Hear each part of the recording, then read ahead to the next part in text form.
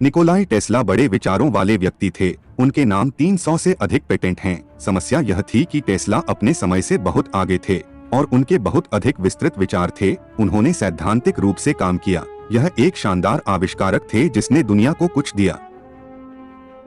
Nikola Tesla नामक वैज्ञानिक ने एक सपना देखा था जिसके अंदर बिना तार के बिजली एक स्थान से दूसरे स्थान पर पहुंच जाएगी। स्टेप अप ट्रांसफार्मर की वजह से निकोला टेस्ला ने सोचा था कि यदि ऐसी कोई टेक्नोलॉजी होनी चाहिए जो बिना तार के बिजली को एक स्थान से दूसरे स्थान पर ले जा सके, इस वजह से तारों का उपयोग बिल्कुल कम हो जाएगा और यह सिद्धांत काफी उपयोगी साबित हो सकता है।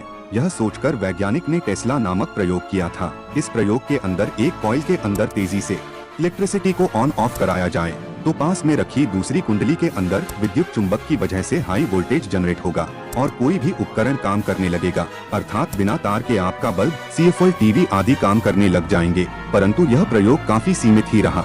मैग्नीफाइंग ट्रांसमीटर 1890 के दशक के अंत में टेस्ला को तारों के बिना बिजली स्थानांतरित करने का जुनून सवार हो गया था। उसने सोचा कि इसे अधिक ऊंचाई पर करना संभव है। कुछ फंडिंग हासिल करने के बाद टेस्ला ने मई 1899 में कोलोराडो स्प्रिंग्स में एक लैब स्थापित की। वहां उन्होंने सबसे बड़ा और सबसे शक्तिशाली टेस्ला कॉइल बनाया जिसे मैग्नीफाइंग ट्रांसमीटर कहा जाता है।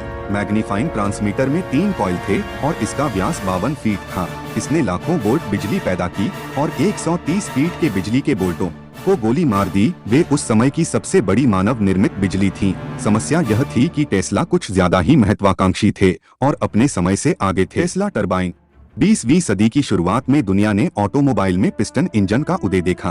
पिस्टन इंजन के खिलाफ प्रतिस्पर्धा करने के प्रयास में टेस्ला ने अपनी टरबाइन विकसित की।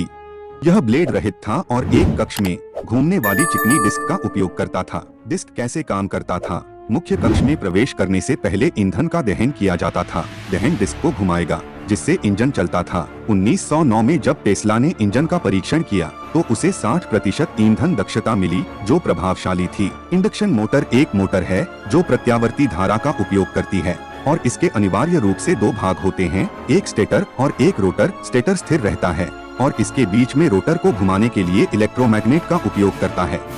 इंडक्शन मोटर्स टिकाऊ, बनाए रखने में आसान और चलाने के लिए सस्ते होने के लिए जाने जाते हैं। 1880 के दशक में 2 लोग थे जो इंडक्शन मोटर पर अलग अलग काम कर रहे थे।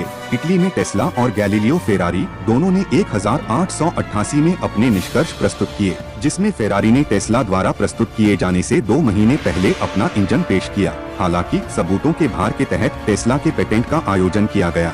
दोनों ने एक ही तकनीक विकसित की थी और एक ही स्वतंत्र निष्कर्ष पर पहुंचे। टेस्ला ने अभी पहले अपना पेटेंट दायर किया था। इंडक्शन मोटर अविश्वसनीय रूप से प्रभावशाली थी और इसका उपयोग अभी भी रोजमर्रा के उत्पादों जैसे वैक्यूम, ब्लो ड्रायर और बिजली उपकरणों में किया जाता है।